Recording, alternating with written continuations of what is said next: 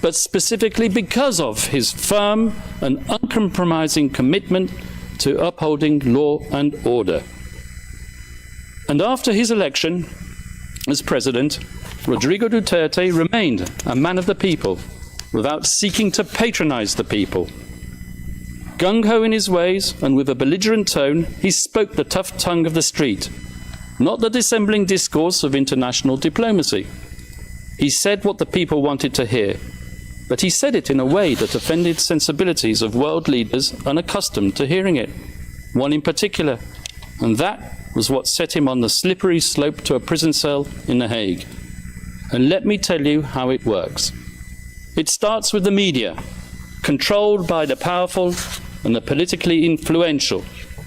With a sensational headline and a twisted editorial slant, the moguls sell their papers while promoting the partisan agenda of their backers in power. They highlight the salacious content while ignoring the true context, because that is what captivates the reader. And so it was with Rodrigo Duterte, whose speeches were fertile fodder for his enemies and detractors, a man whose hyperbole, bluster and rhetoric, once published, became a natural target for privately funded NGOs and human rights activists, a loose collective more commonly known as civil society. These people descended upon the Philippines to advance an agenda even more lacking in objectivity than that of the media, and heavily funded by tycoons with even grander designs, they print their glossy reports, replete with iconic photographic images of grieving families and dead bodies in rain-swept, nighttime crime scenes, all dramatically illuminated with the fluorescent glow of neon. Images carefully crafted to shock the conscience and to sway the emotions, and, I may say, to be used by the prosecutor when they don't even relate to the charges. And they gave their slick reports bold titles lifted straight out of a James Bond movie, such as License to Kill, One Shot to the Head, You Can Die Anytime, or simply, They Just Kill. The photographers are fated and their shots exhibited as art all over the world, and the brave journalists who act as their sources win awards and Nobel Prizes. And slowly but surely, their narrative becomes the sacred, unchallengeable, and unshakable truth. And so the pressure builds up, and the academics who haunt the corridors of the progressive left law faculties far away in the United States tweet their research and publish their articles pontificating about crimes against humanity, systematic attacks against the civilian population, and they point their finger at one man alone, and bandy about slogans such as accountability and the prevention of impunity. They give their gratuitous advice on what should be done, sometimes academics who formerly worked alongside the prosecutor of the International Criminal Court. Communications and complaints are filed, and the rest, as they say, is history. In any event, we're not gathered here today to judge a man on the basis of his coarse attitude or his vulgar language. This court has convened a confirmation hearing to verify whether substantial grounds exist to believe that Rodrigo Duterte, the people's president, together with various so-called co-perpetrators, over the years of his governance, devised a criminal policy of wholesale and wanton murder. And since we are in a court of law, it is worth stressing, although I should not have to, cases are decided on the basis of evidence, not supposition, not rumor, not spicy gossip, and certainly not on the basis of political rhetoric and bluster. Because at the end of the day, were it not for those belligerent and controversial speeches, there would have been no impetus to bring the people's president to The Hague. And when the prosecution's evidence is examined, I would ask you to keep an open mind and to question not just whether that evidence has been selectively presented, but whether there exists evidence which the prosecution has failed to produce.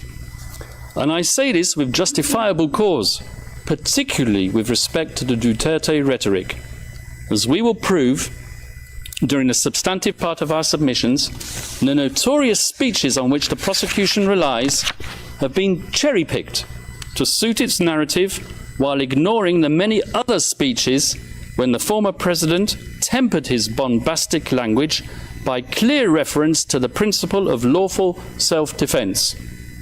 We, the defense, have read as many of these speeches as we can find. In fact, in our poky little office on the top floor of the furthest building away in this complex, we have a counter which ticks and ticks. And whenever we come across a speech which contradicts the prosecution's murder theory by reference to self-defense, we give a cheer, and the counter goes up once more, and we celebrate one more nail in the coffin of the prosecution's case theory. As the statistics stand as of today, in contrast to the 20 speeches on which the prosecution relies to prove incitement to kill, we have found 35 more which say the complete opposite. Let me give you 2 examples from the very speeches that the Deputy Prosecutor himself cited today.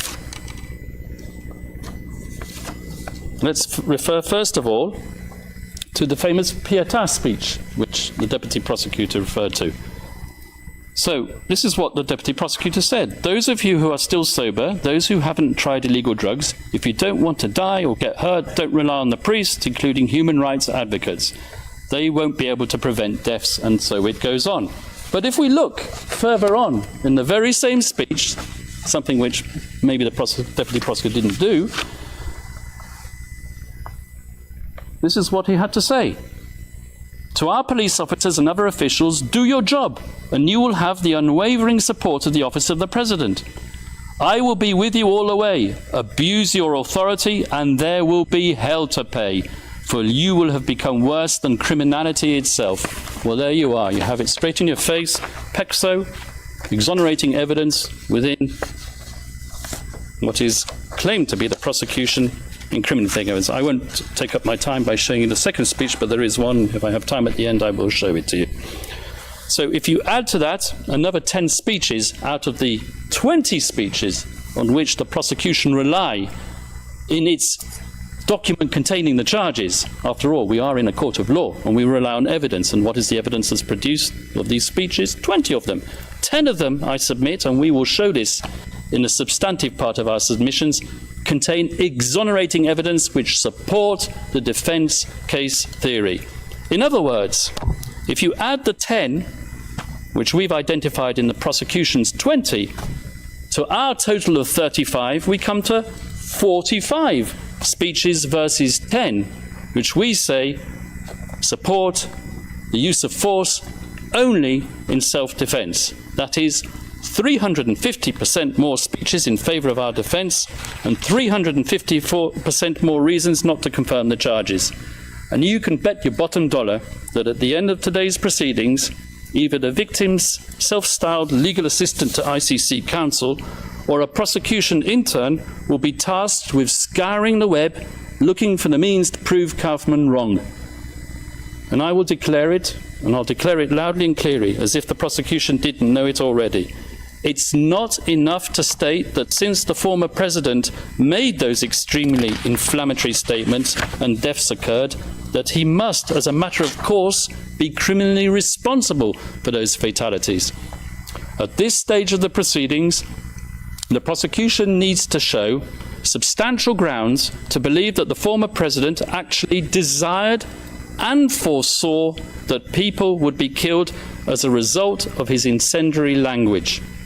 For the prosecution to assert that Rodrigo Duterte hoped for deaths to occur or was recklessly indifferent as to whether deaths would occur, which he was not, that's insufficient. So once more for the record, Rodrigo Duterte's language was aimed not at suspected drug pushers as the prosecution would have it, but directly at those poisoning society with their substances, and not, I stress, with lethal intent. His rhetoric was calculated to arouse fear and obedience, to instill fear in their hearts, and to inculcate a respect for the law in their minds. Nothing more, nothing less. That was his intent, and it was not criminal. And as many of these drug pushers demanded to enter prison. I remember seeing the images on the television, lining up to surrender and to enter prison. Now, I challenged my colleagues opposite to prove otherwise, because as we all know, in a criminal process, the burden of proof is on the prosecution. They brought this case and they need to prove it. Rodrigo Duterte need not convince the world of anything, and that is to his fortunate advantage given his current medical condition.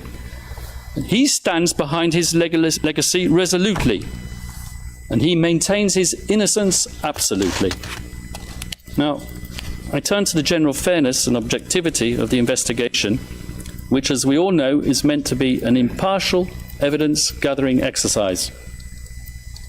As an ex-prosecutor myself, I'm used to investigating agencies, pursuing all reasonable lines of inquiry, assimilating all testimonies, and digesting all documentation and forensic evidence, recommending who to target for prosecution, but not so with this prosecution.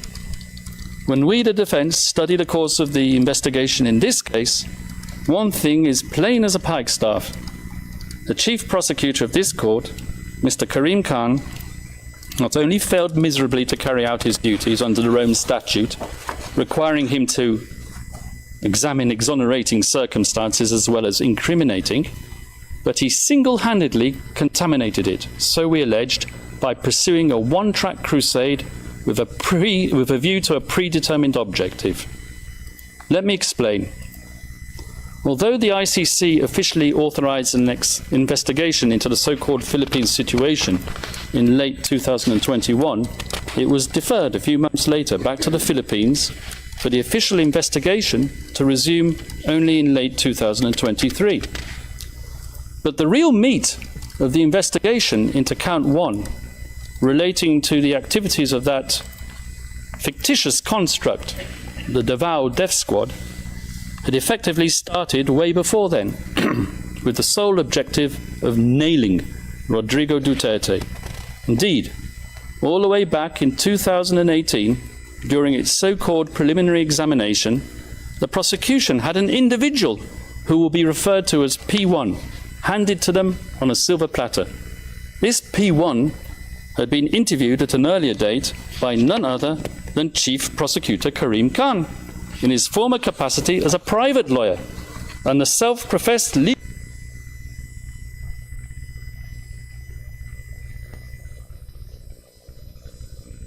Naputol man, no? Si Attorney Nicholas Kaufman, no? Taas nang iyang nasulti mga higala o niya ang iyang boss ngadto sa iprayla na no? Ingunana na naugnay mga about signal ba or ang ingon sa ICC nga dunay person nga dapat dili ipahibaw sa publiko ilang putlo, no? So basi gituyo na. So ipadayon lang, no?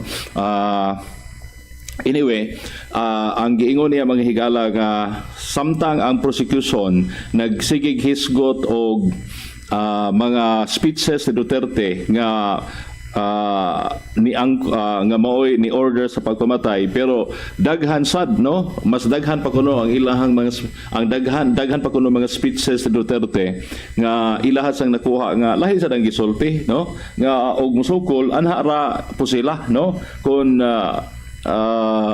musukol ba. So og kining self-defense, no, mo ni ilahang depensa, no, nga self-defense ang order sa presidente dili gid kituyo og patay, pero kun musukol amo na no ang ambas sa pagpatara, no. So ingon ana ang ilahang depensa o niya dunay portion didto nga gibasol niya sa media, no, ang istorya mga higala nga muna, no, ang kining media. Rodrigo Duterte's role as the mobster in chief. The same nagputol na sad, no? Gadiyot. Sige lang, atulan na ipadayon.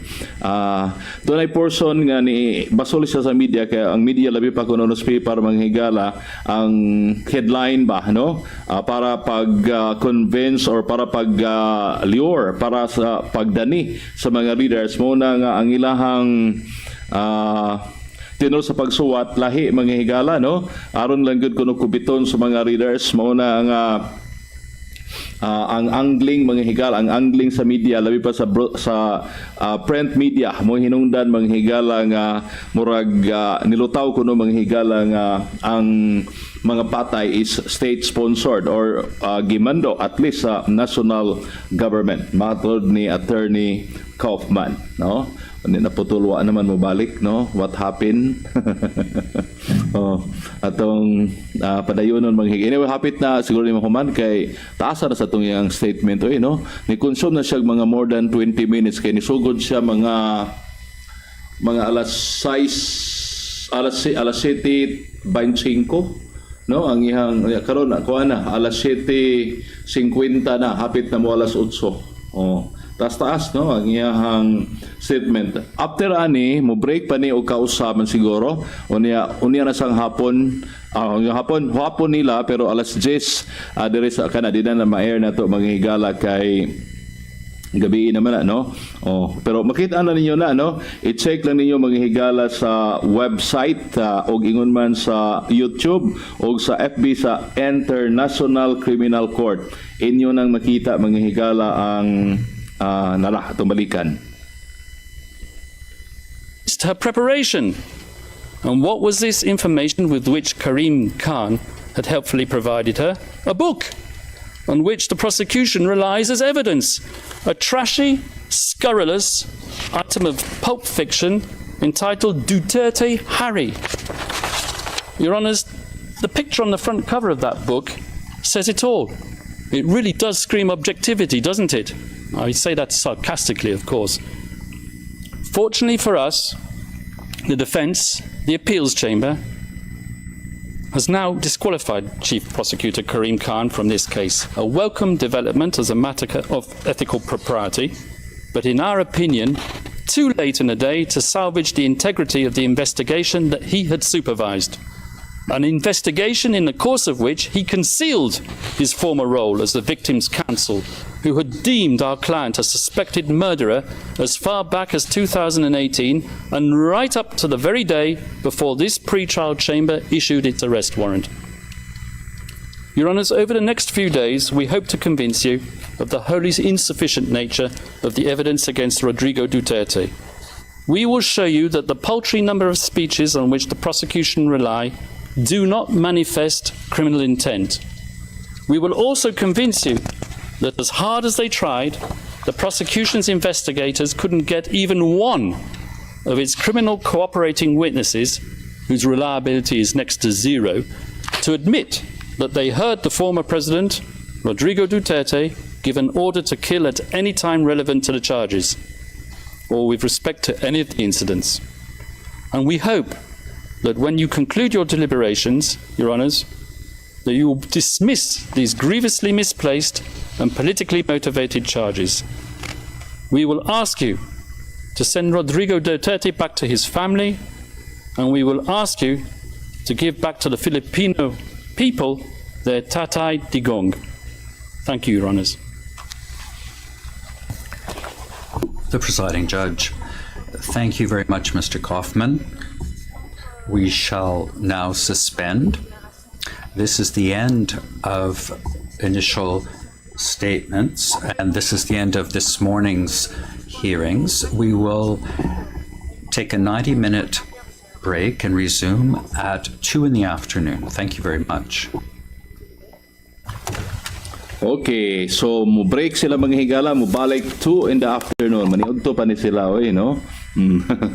Maniudto pa ni sila dito. Pero paita ni Kaufman, kining sayahang opening statement ba?